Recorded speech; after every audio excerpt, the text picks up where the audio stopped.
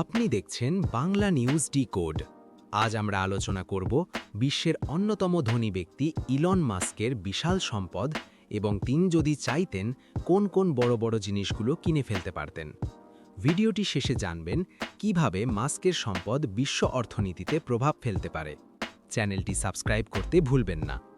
Elon Musk তিনি শুধু একজন উদ্যোক্তা নন, বিশ্ববিখ্যাত টেসলা, স্পেস এক্স, নুরালিঙ্ক ও অন্যান্য প্রযুক্তি কোম্পানির প্রতিষ্ঠাতা ও মালিক।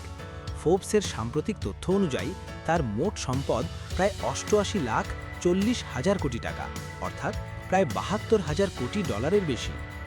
এই বিশাল পরিমাণ অর্থ শুধু সংখ্যা নয়, এর মানে হল মাস্ক যদি চাইতেন পুরো একটি রাষ্ট্রীয় সরকারের মতো বাজেট পরিচালনা করতে পারতেন।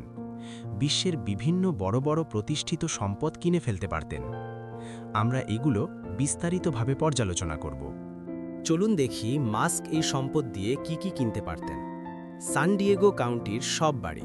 মাস্কের সম্পদ দিয়ে যুক্তরাষ্ট্রের সান ডিয়েগো কাউন্টির প্রতিটি আবাসিক বাড়ি কিনে ফেলা সম্ভব। হাওয়াই অঙ্গরাজ্যের সব বাড়ি।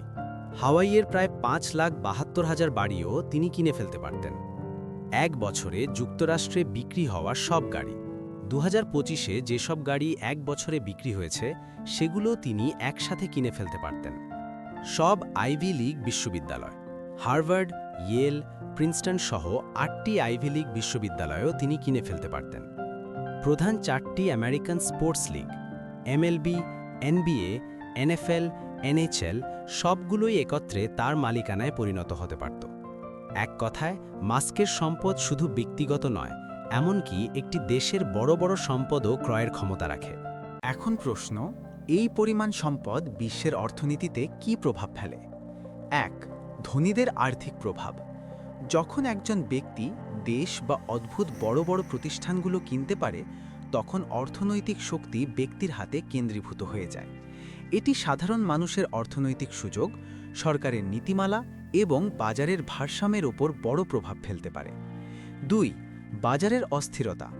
পুঁজিবাজারের ওঠানামাও তার সম্পদের মান কমিয়ে বা বাড়িয়ে দিতে পারে। এটি শুধু মাস্কের নয়, গোটা অর্থনৈতিক সিস্টেমকে প্রভাবিত করতে পারে। সুতরাং 88 লাখ কোটি টাকার মালিক ইলন মাস্ক কি কি কিনতে পারেন তা দেখে আমরা বুঝতে পেরেছি শুধু ব্যক্তি নয়, বিশাল সম্পদ ও অর্থনৈতিক শক্তিও ক্রয় করতে পারতেন। এটি শুধু ধনীর গল্প নয়, এটি আমাদের বিশ্ব আর্থিক ব্যবস্থার বাস্তবতা ও প্রভাব বোঝানোরও একটি বড় উদাহরণ। মন্তব্যে জানাতে পারেন আপনার মতে এই ধনী ব্যক্তির প্রভাব ঠিক কী রকম হওয়া উচিত। ভিডিওটি ভালো লাগলে লাইক দিন আর আমাদের চ্যানেলটি সাবস্ক্রাইব করুন।